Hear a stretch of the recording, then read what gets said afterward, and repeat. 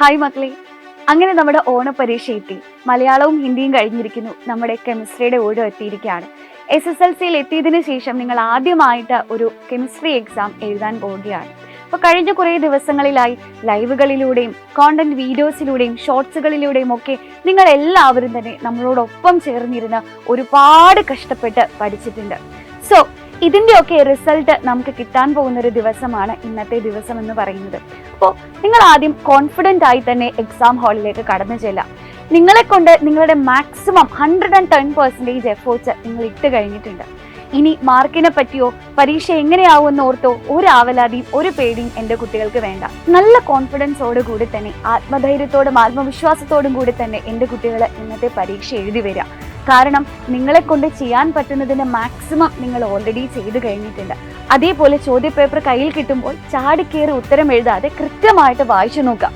പലതവണ ലൈവുകളിൽ ക്ലാസ്സുകൾ എടുക്കുമ്പോൾ ഞാൻ പറഞ്ഞു തന്നിട്ടുണ്ട്, നമ്മൾ ആദ്യം തന്നെ ക്വസ്റ്റ്യൻ കാണുമ്പോൾ ഇതെനിക്കറിയാം ഒരു ആവേശത്തിൽ ആൻസർ ചെയ്യും. അപ്പോൾ ചിലപ്പോൾ ഒരു മാർക്ക് നഷ്ടപ്പെട്ടു പോകാനൊരു സാധ്യതയുണ്ട്. സോ ഒരു ധൃതിയും വേണ്ട. നിങ്ങളുടെ കയ്യിൽ 1.5 മണിക്കൂർ സമയമുണ്ട്. ആ സമയത്ത് നല്ല രീതിയിൽ ചോദ്യപേപ്പർ വായിച്ചു നോക്കിയതിന് ശേഷം മാത്രം എൻ്റെ കുട്ടികൾ പരീക്ഷ എഴുതുക. സോ എല്ലാവർക്കും എൻ്റെയും ഷഫീഖ് സാറിൻ്റെയും ഓൾ ദ ബെസ്റ്റ്. നല്ല രീതിയിൽ പരീക്ഷ എഴുതുക. പരീക്ഷ കഴിഞ്ഞതിന് ശേഷം എങ്ങനെയുണ്ടായിരുന്നു എന്ന് തീർച്ചയായിട്ടും എല്ലാവരും അറിയിക്കുക. All the best.